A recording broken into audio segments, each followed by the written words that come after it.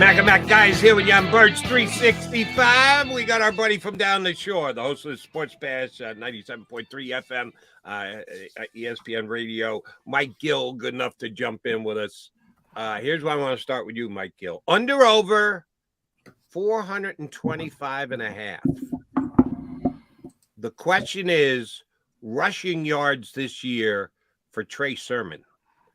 Because yesterday, Nick Sirianni talked him up a blue streak. Oh, my God, he's the greatest practice player in the history of practice. Man, you talk about Jason Kelce going through those walkthroughs. Apparently, Trey Sermon did too and flashed some brilliance because the coach was talking about him yesterday as if he could be the Eagles' lead back this year.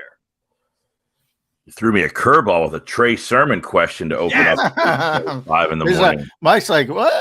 Who's Trey Sermon? 425. I mean, I got to go with the under there. I think Penny, we talked a little bit about him. I mean, I think if he's healthy and can get you 12 to 15 games, you're getting a guy who, I mean, behind this offensive line, he could approach 1,000 yards with the way that kid runs. I mean, he is a very, very good back. I don't know what Sermon's role is. You talk about what he said about Sermon yesterday. He talked with a lot of praise about Kenny Gainwell. Oh, you saw what he did in the playoffs. Great Sermon. True, but the proof is in the pudding. Gainwell was on the field in the playoffs. Sermon inactive. So, exactly. I mean, to me, you've got Penny, you've got Gainwell, you've got Scott, and Sermon would probably be the fourth. Now, does he pass Scott maybe on the depth chart? I don't think he. I like Scott. I don't know why they don't use him more, but I can't see Sermon having a big enough role where he get consistent touches to eclipse 425 yards. So I'll take the under on that one. Well, then what the hell are they going to do with Bijan Robinson when they take him at number 10, Mike? I'm not in the camp that thinks they wouldn't take him, not at 10. I've done a lot of talking about this on my show. How far back is the line of demarcation to where you would move back? I tried to ask Daniel Jeremiah that. I tried to ask him, what's the floor? Where would he go? Like numbers-wise. Right. What team? Where's that team? Is it 17? Is it 15? Is it 20? How far back can you strategically go if you still want him to be in play? Because I would say this. Bijan Robinson's going to be best player available. When you draft, he's going to be the highest rated player on your board. If you have 10 and he's still on the board, he's got to be the best player available, no? Yeah, I mean, he's closer. Ranking, should be, yeah. He's closer to Saquon Barkley as a prospect than, probably anybody since Saquon. So, Saquon went where, 2? Was it 2? 3? 2 or 3? 2 or 3? 2. 2. I think it was 2. Yeah. I mean, he's not last until 30. Right. So where is that number? 10. The Titans are at 11. They've had Derrick Henry for all these years. There was some talk about trying to move him. Do they get to move him between now and then? And then get a new Derrick Henry. They're right behind you. Washington, where are they? Like 16, somewhere in that range. Is that a team that would say, you're not getting past us? What's that team? Where's that number that the Eagles can say, all right, we're not at 10, we'll move back. And if he's there at 17, we'll take him. Now, I will say, if you listen to Jeffrey Lurie, and I've been saying this for years, Jeffrey's been saying it for years, and he's right. He basically said, good offense beats good defense now. I mean, at the end, he said, whatever it was, $1:43 left. If the Eagles get the football, there's no Bradberry penalty. They kick a field goal. Eagles are probably winning that game. And Steve Spagnuolo's getting all the Jonathan Gannon shit over in Kansas City because they weren't stopping him. And I agree with him. Good defense used to be good offense in this league. Now it's the exact opposite. Jeffrey believes that. Jeffrey knows that. If that's the standpoint, why not just build up your offense to outscore people? And how do you easily do that? Add Bijan Robinson to Jeffrey. Yeah, but Jeffrey often believes we've got enough anecdotal evidence. good passing offense beats good defense in the NFL. Not good balanced offense, good passing offense. That's probably true as well. But I'm trying to play devil's advocate. You're blowing me up, Jody. I give you a team, Mikey, that I think it depends on how you analyze it. It could be very advantageous for the Eagles. The Chicago Bears are at number 9. And they've turned the corner. Last year, they went backwards. They're now trying to build it back up and give Justin Fields more protection, more weapons, and the like. At number 9, I would think that Bijan Robinson, to get him to give Justin Fields a little bit more break, they doesn't have to run the football. I think the Bears are going to try and photocopy what the Eagles did, have a running game and a running quarterback, so you don't have to put your quarterback at risk as much. I think he could go number 9, which then means, if we're right about the quarterbacks, that 4 quarterbacks are going in the first 8 picks. You've got 5 players that are taken that play in a position that the Eagles weren't going after anyway. Means you're getting the 5th best player at number 10. That's pretty good if you're the Philadelphia Eagles, right? Oh, yeah. I mean, listen, they're in a great spot at 10, knowing that you have this quarter. Even if only 3 of the quarterbacks go, you have another, group of guys that wouldn't have normally been there that you have now to choose from. I said last week, I think on the show, I think the Bears have to take an offensive lineman. I mean, they have to. You just made the commitment to the quarterback by trading out of that spot. Their offensive line was horrendous last year. They've got to get a left tackle, right? They've got to get someone to play on that offensive line. So Bijan Robinson, that would be a spot for him, no question. But that would, to me, would be foolishly thinking that you can just pop a running back in there without an offensive line and think that he's going to all of a sudden help this offense out and save this offense. They've got to build, much like the Eagles, starting up front in the trenches, and as we know, look, the Eagles have a luxury pick. They can do something outside the box. We talked yesterday on our show, John, about the Giants took Saquon Barkley at number 2. Well, the Giants stunk. So taking Saquon Barkley hasn't really changed them. They weren't any good when they took him. The Eagles are one of the best offenses in the league and have a luxury pick. So because they're already one of the best offenses, with the luxury pick, you can get a luxury if you want to. You're not a team that is trying to rebuild yourself. How do you rebuild? From the line out. The Eagles already have a line. So they can go outside the box if they choose to. Now, I don't think they're all that comfortable at number 10 going outside the box, but they can get creative if they like the guy. There's a possibility they can move back to get that guy. That's why it's different taking a running back for the Eagles than, say, Chicago or when the Giants did it. Well, yeah, I mean, that's part of the problem. I mean, generally, when you're at the top of the draft, generally you're a bad football team at that particular moment. So, it's probably not good value to take a running back, certainly in the modern NFL at any point. That's the argument. Howie's so entrenched in valuation and value the pick, making sure not only you get a good player, but also get good value with that particular pick. Sometimes I think to a little bit too much, to a detriment. That's why I think there's no way he's taking a running back. And if he does, it would have to be the unicorn. It would have to be the Christian McCaffrey. Not only are you a Saquon Barkley-like runner, but you also have the rare, I would argue, never seen before receiving ability from that position. You got to be able to pass protect. You just got to be a unicorn of a player. So, I mean, it's fun to talk about, but in a lot of ways, I look at the running back room like the cornerback room. Like nobody learns from previous years. Remember at this time last year, the Eagles are talking up Kerry Vincent, Mac McCain, and Tate Gowan. Oh, we love these guys. We love these guys. They're going to be, now it's the Trey Sermons of the world, Kenny Gainwells of the world. And Kenny's more entrenched, and he did have a good postseason run. But I still say, when Jody asked that question originally, over under 425, Trey Sermon's going to get an opportunity because, he's a former 3rd-round pick. He's going to get an opportunity. But I think the leading rusher of this team is still TBD, to be determined. And by that, I mean he's probably not here yet. And that includes Rashad Penny as well. I think they're going to draft a kid, third, fourth round. It's a deep running back draft. Yes, I know they don't have a fourth round pick right now, but they'll get one. And they might go the rookie running back route.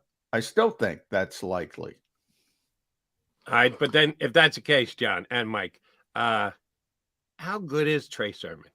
If you're going to take a running back in the third or fourth round, and he's going to be good enough to become the number one running back of the Philadelphia Eagles, how good is Rashad Penny? How good is Kenny Gainwell? Well, I'll tell you what scares me. How good is Trey Sermon if he can't get out of the number 5 spot? I'll tell you what concerns me about Trey Sermon. If the Eagles are the best running team in the NFL, San Francisco is probably number 2. And the fact that they gave up on him so early in the process, that's a little bit scary. That's a red flag to me because they run the football with anybody as well. Raheem Mostert was a nobody till he got to San Francisco, was cut like 100 times. And all of a sudden, everybody, Jeff Wilson's of the world. I mean, anybody. It's like the old days with Mike Shanahan. Anybody behind that offensive line, that running scheme, Kyle Shanahan, there's an equation there. They run the football, and they get Trey Sermon in the third round, and they give up on him that quickly. That concerns me a little bit. Yeah, I would. The one thing with Robinson that I think is being discounted a little bit. First off, the guy, he catches the ball out of the backfield. He can, he is an every down type of back. He breaks tackles. He makes people. I don't know if he's McCaffrey, but I'm saying he is a guy that you could do a lot with him. He is he's a tougher runner than Barkley is. I mean, and I don't think he would have the injury issues that Barkley has. Now, if you draft a guy in the middle rounds, these guys are all capable. Miles Sanders gets you 1,200 yards. You're talking about bringing a guy in, though, that could possibly be that guy that gets you 1,700 yards and be. Do they need it, though? Look at the quarterback. That's the question. Do they need it? Well, with the quarterback, does this lessen the quarterback's necessity to run, less hits on him? Or does the team not care? Do they want him to run? Is that an element that they want him to continue to add? Or do they want to start saying, let's scale that back by giving him a back who can break tackles? Miles Sanders not a guy breaking a lot of tackles. He was good at hitting the hole and just kind of going. But if he got, he was a lot of east-west stuff, not the best vision as Sanders. All right. Didn't catch the I'm ball. glad you brought that up because I thought that was the most important part of Nick Sirianni's breakfast yesterday. I forgot who asked him, but somebody asked him basically that. Do you want to scale back on Jalen? And he answered, nope. I don't want to take away what he does well. Why do people want to take away what Jalen Hurts does well? So many fans want to take away. You want to take away Jalen Hurts. What makes Jalen Hurts great? The +1. And you want to take that away by saying, oh, we're just going to line up a back behind you, just hand it off. No zone read, no RPO. That puts incredible stress on the opposing defense. Now, I get the thought from a health. It's all health related, right? You think, well, less times to get hit. I get that part of it. But I think the Eagles are at the point where the shelf life is what the shelf life is. But I'm not going to take away what makes this kid great. And I agree with them. Do you guys agree with them? Not as fervently as you do. How many carries did anybody know off the top of your head? How many and we know a good number of those were on 4th down at 1 yard. And we can debate the injury possibilities on a quarterback sneak as well. But how many carries did Jalen Hurts have last year?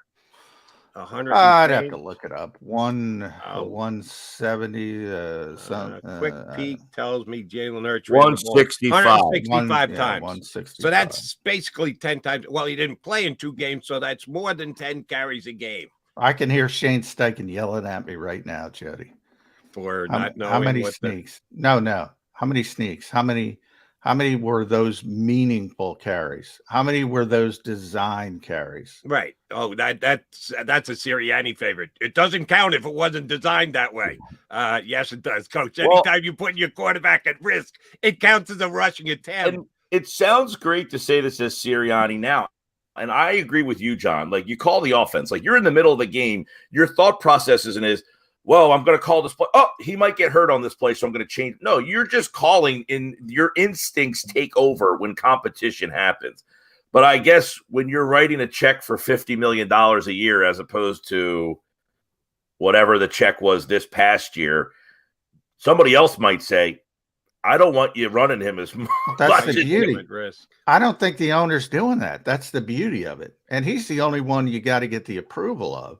And he's going to write that check and say, and if that's the case, then great. If that's the case, great. And it goes back to what I said, then the instincts take over. In the middle of the 4 quarters of the game, the instincts of everything take over, and you're calling plays freely as your instincts and your mind is telling you in that moment. And if Jalen Hurts is your best option, you're going to call Jalen Hurts to run how many times, Jody? 10 times a game. Yeah, more than 10. And my point is, if it's scaled back to 8.5, would that be the worst thing in the world? Would you really be compromising your chances to win in week in and week out?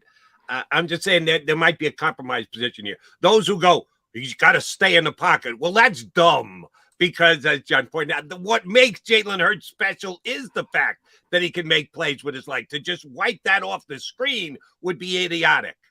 To contemplate maybe pulling it back a little bit and trying to scale it back, I don't think that's outrageous. And since you mentioned Jeff Lurie, John, yes, I do believe if Jalen Hurts got hurt on a rushing attempt in week 16 and was done for the season, yeah, I think it would pass through Jeff Lurie's mind. Do we really need to run the quarterback as much as we do? We couldn't just let Jalen pick him apart from the pocket. Yeah, I do think Nick Sirianni would have to worry about that if you got the worst case scenario results. Well, he would get pissed in the moment. Everybody gets pissed. In the moment, it's incredibly disappointing when a superstar player gets hurt. Who could also get hurt in the pocket. Yeah, which he did. He's been hurt 2 years, right? He got hurt once in the pocket, once outside the pocket last year. So 2 years, 1 and 1. That's my, I say it all the time. I mean, you can't legislate injuries. You can try. But, I think the Eagles think you can legislate injuries by practicing less. And to a certain degree, they're right in the offseason stuff. It's not that it feels better. I don't know what term you want to use, but if you get hurt in the game, it seems more meaningful than if you get hurt in practice. Doesn't matter, but it seems more meaningful. So I think part of it's about that. You just want to get to the games and then say, all right, let's roll the dice. Everybody's rolling the dice. It's a violent sport. But I think part of what you say, Jody's kind of baked in with the experience. Jalen's going to continue to play. Jalen's going to get savvier and savvier. And if he's playing, the Eagles are up by 3 touchdowns. He's going to hand the ball off. He's just going to say, well, what do we care? But, if he needs to run it 13 times against the Cowboys to win the NFC East, he's probably going to win it 13 times. So I think part of that is just baked into his experience level as he continues to play. I'm with Nick, man. I'm not taking away his I'm not even thinking about making him think about taking away what makes him great as a player. But I think Mike's point is well received. Once he signs that new contract, then he's eating up that percentage of the cap. There is more to lose if Jalen Hurts goes down with an injury. Well, sure. I mean, yeah. I mean, that's and especially because that's coming. We all know it's coming. If you listen to both Sirianni and Lurie yesterday, let me give you this. If I were Jalen Hurts' agent, when I have my next negotiating session with Howie Roseman and I go into his office, I go, Howie, if you would, can I play this for you? I would play a tape of both Nick Sirianni talking about Jalen Hurts yesterday and Jeff Lurie talking about Jalen Hurts yesterday, because they were both full of glowing praise about how mature this way and the upside, and he's working. He's a maniac in the weight room, and he's gonna be better next year than he was this year. I'd play that for Howie just in case Howie missed it. Yeah, right. This is the guy we're talking about, right? The one who your owner and coach can't come up with enough superlatives to describe him. What is that? How many over 50 million are we talking about? Yeah, the owner and the coach both made Howie Roseman's renegotiating job more difficult. Yeah, they did. They're not even playing games here. That's what we were talking about that yesterday, Jody. I'm not even concerned at all that this extension is getting done. They're not even paying lip service to negotiating. They're like, you're great. We're going to pay you. I mean, Sirianni called him Michael Jordan after the season ended. You knew at that moment. I mean, but quite frankly, you look at it from this perspective too. If we got to a point where we want to pay you $50 million, I shouldn't want to pay you $50 million and ask you to do less. You got to a point to earn $50 million by doing X. I don't want you to now do Y because I'm paying you more. I still want X. Yeah, but sometimes X can be more valuable than Y. If Jalen's going to take off, run, turn it upfield, my algebra skills aren't all that good. 5, that's a good thing. But if he throws it downfield to A.J. Brown for a 25-yard gain, well, that's better than running and getting the chains moving. It is. And my algebra skills aren't all that great at 46 years old. But I know if I add another weapon, then my X doesn't have to do as much. He can just continue to be X. I think most teams who have quarterbacks that are mobile, and it's a big parts, whether you want to call it RPO quarterbacks, zone read quarterbacks, I think it's kind of baked into their thought process that they're not getting Tom Brady's longevity. I mean, you're just not. But I mean, then again, if you're picking a pocket quarterback, you're not getting Tom Brady's longevity either. And you're not getting Tom Brady. And you're not getting Tom Brady, by the way. But just look at what's going on with Lamar Jackson. This guy was the MVP of the league. I mean, Jalen had a great year. He was second in the MVP. Lamar Jackson won an MVP award, and he can't get paid. He can't get the money. Now, he's asking for a ridiculous amnot of money. But now, he's not asking for a ridiculous amount of money. Yeah. He's not asking for a ridiculous amount of money. He's asking for a ridiculous amount of way to get that money. Yep. But he can't get the money and nobody wants to trade for him either. Nobody, because they don't, not that they don't think he's worth it, is because he wants a ridiculous amount of money guaranteed. But I don't want to pay you this guaranteed money if I don't think you can stay healthy. They don't think the guy stinks. They don't think the guy's not going to make they all agree that he's going to make the team probably better, but they're afraid that he can't stay healthy. And you wonder if that is something that's in the Eagles' mind at all. It doesn't seem that enters their mind with Jalen Hurts at all, that, hey, this guy's not going to stay healthy. So why does it enter the other team's mind for Jackson, but not the Eagles' mind for Hurts? Well, plus, and it amazes me why a lot of fans can't wrap their heads. We went through this with CJ Gardner-Johnson for a much lesser degree than obviously Lamar, and every issue is different. But it could be somebody who owns a business locally, a restaurant, whatever. If you got an employee who's a pain in the ass all the time, you're not happy with them. You're just not. I'm not saying it's right. Sometimes it's wrong. Sometimes it's right. Sometimes it's in between. But I'm surprised why people can't get their head around it.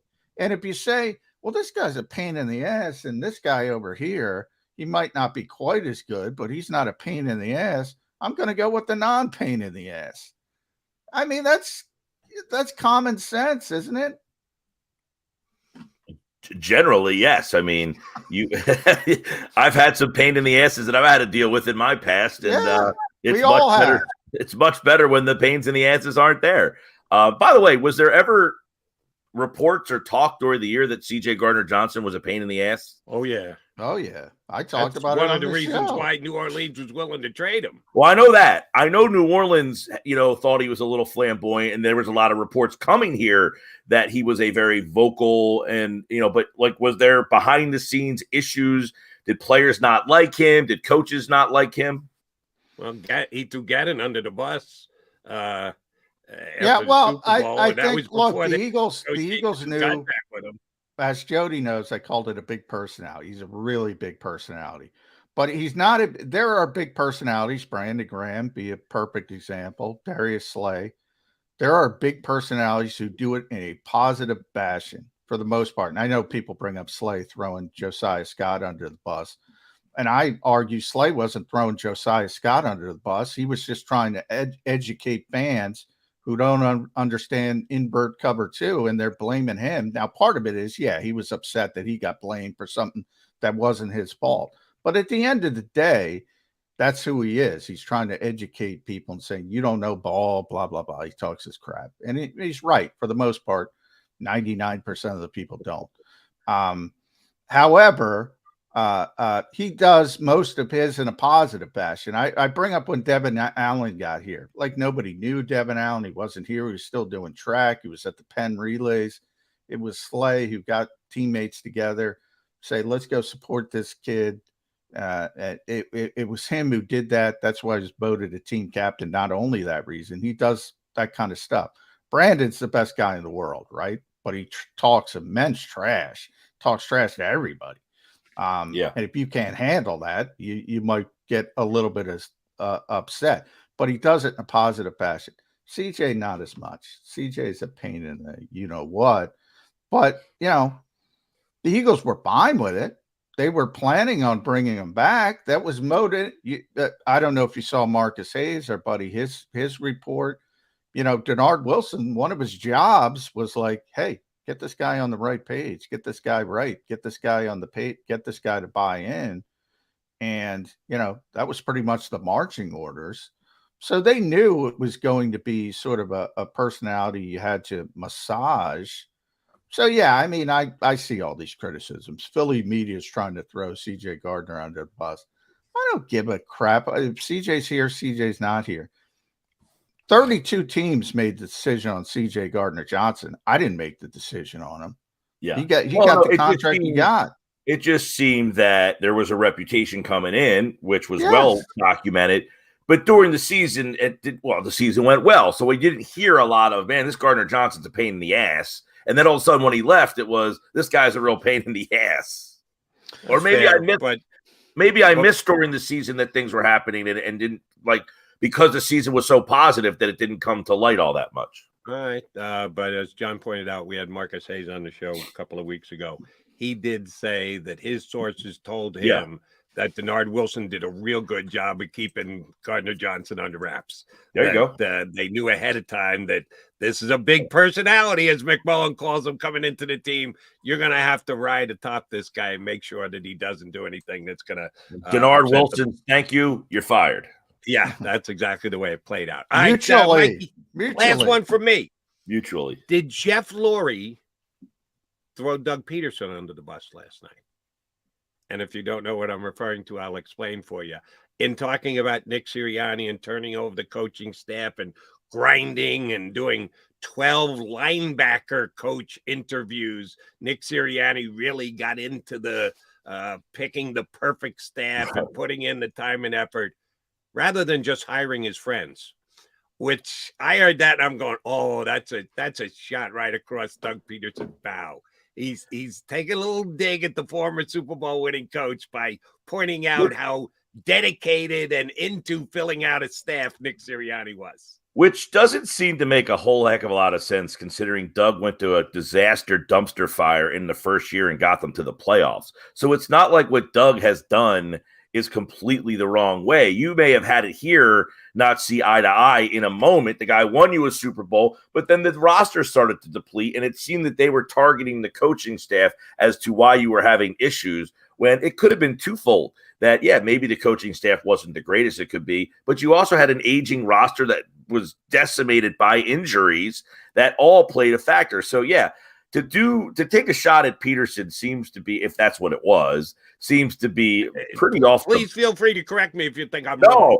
I'm agreeing with you. I think it was more of a, I'll say I think it was more of a shot at the league. because he also mentioned nepotism, I believe, which wasn't about Doug Pederson. There was no nepotism there. I mean, that's about the Shanahans and the Donatels and the Zimmers and the Kubiaks, the regime names in this league where their kids are, immediately elevated. Right. John, and I apologize for interrupting. Do you really want to go there in a press conference where someone can ask you about your son, his prepared nature to take over the team someday? Yeah, I'm not saying. What did I talk about in the opening segment, Jody, with hypocrisy? He's the one who used nepotism. He used the word, and you're exactly right. I mean, now ownership's a little bit different. I mean, you're not going to say, hey, I'm Jeffrey Lurie. I'm 71. I'm going to retire. I'm going to interview people to take over the Eagles. You're going to give it to your kid unless your kid's not a giant F up and, it hasn't. I mean, that's just the way it is. It's a little bit different. You're not going to interview people to take over the team as the owner. So I'll give him a little bit of a pass there. But, yeah, I mean, nepotism is a big problem in this league. Although, Kyle's done pretty well. Shanahan, the Kubiaks have done pretty well. Bill Belichick's son, Steve Belichick, yeah, he's another one. Zimmer's son unfortunately passed away, but there's no way he should have been a defensive coordinator. He was. Isn't Donatel's kid? I mean, Donatel shouldn't be a defensive coordinator. Great grandson about ready to take over and become a coach in the National Football League. Yeah, probably. Yeah. There is a lot of nepotism in this league. Now, what's ironic about Doug and completely unfair is some of these coaches Jeffrey didn't like at the end. And the best example of it is Press Taylor. Doug didn't hire Press Taylor. He was here. He was brought in by Chip Kelly, and they kept him. And why did they keep him? Because they loved him so much. And if you go back to the Super Bowl and you remember, Press Taylor, he found the Philly special. He mined it from a meaningless Chicago, Minnesota tape, week 17. He found it. He's responsible. And then all of a sudden, Doug takes a liking to him. Things go wrong with Carson Wentz, and all of a sudden, Press Taylor's an idiot. Well, that's not. And by the way, now he's the offensive coordinator of Jacksonville. He's doing fine. Come on, Jeffrey. Here's the thing about Jeffrey. Great owner. I say it all the time. But, when the expectations aren't met, he's going to find one or two scapegoats. And he proved it with Mike Groh. Mike Groh is a great guy, great coach, wide receivers coach now with Brian Daboll, who's a pretty good coach. So, it's not like he's a bad coach. Well, to judge anything off of the whatever Doug's last season was, 2021, 2020, to judge anything off of that season with the injuries that they had on that offensive line, I think it's misguided. Just to blame anybody fully, wholeheartedly would be misguided. I mean, look, it was a team that just got absolutely decimated by injuries. And on top of the fact, the guy you paid the most money and put the most trust in. Yeah, and that's the thing. Mike Groh and Press Taylor are paying for Carson Wentz, and we now know it probably wasn't their fault. We now know that. So Jeffrey's a little bit off base there. But, he loves his guy now. Carson's going to get a job. Yeah. Backup quarterback. I'm not sure about that. If he wants to play, which he says he does, there's not a lot of good quarterbacks. He's now firmly entrenched as a backup. There's not going to be any question about him starting. I think he'll get a job at some point. Might happen late, but I mean, there's not a lot of good backup quarterbacks. Our buddy Matt Bergeram had Gardner Minshew at number 4. So, there's not a lot of good backup quarterbacks. Where do you have Marcus Mariota? 13, I think, Joe. Was it 13? Or was it the other way around? Mariota was 4 and no, yeah, that's why Matt, he had Minshew better, way better than. Right. Yeah. Well, all I'll say for Carson is better root for an injury. I'm kind of with you, Mike. I don't think it's a lock that he's going to get a job in the league this upcoming year. All right, Mike, last thing. Which of these will you be purchasing? A Kelly Green hat, an actual Kelly Green Eagle jersey, a Kelly Green Eagle jersey, How are you going to help Mr. Lurie line his pockets with your Kelly Green swag purchase this offseason? Well, not a big Kelly Green guy, man. Oh, I know everybody loves Jeff Lurie doesn't want to hear that out of you, Mike Gill. Come on. I know everybody loves the Kelly Green. I'm like the generation right ahead of the Kelly Green. Like I got the back end of the Kelly Green. You know, I did get the gangrene defense, the Buddy Ryan. I was very young for that. Yeah, come on. But you know, I grew up with the McNabb. You know, it was my high school and college years, so I'm a midnight green. The Kelly Green to me is just never really did it for me much. I know that people love it.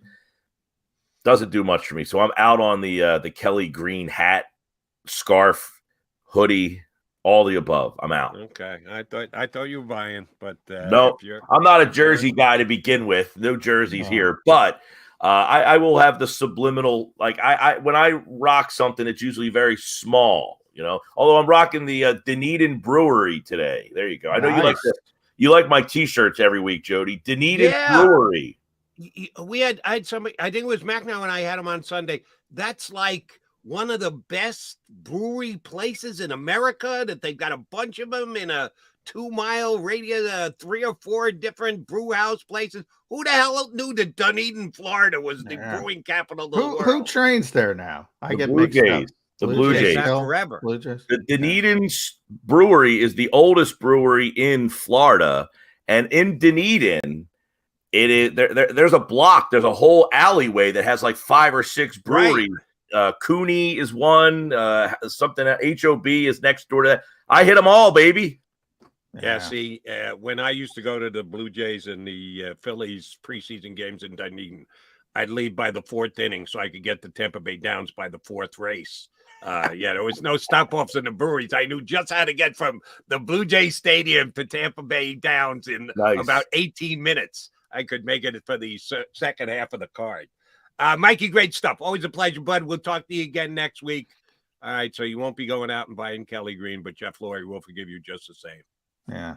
At Mike Gill show today, 2 to 6, 97.3. You got John McMullen. Is that your big guest of the day? John McMullen come on your show today? I'm always his biggest guest. Monday through Thursday at 3:00. We do football. We do football at 4 every day. Football at 3, and a couple days a week at 5. All right. Football, baby. It's all football. You might be getting McMullen this afternoon on the Sports Bash with Mike Gill. Thanks, Mike. He's John McMullen. I'm Jody McDonald. We're your Mac and Mac Birds 365 guys. Les Bowen going to join us next hour. A couple of more Jeff Lurie statements from last night I want to run by my partner. So keep it here on Birds 365.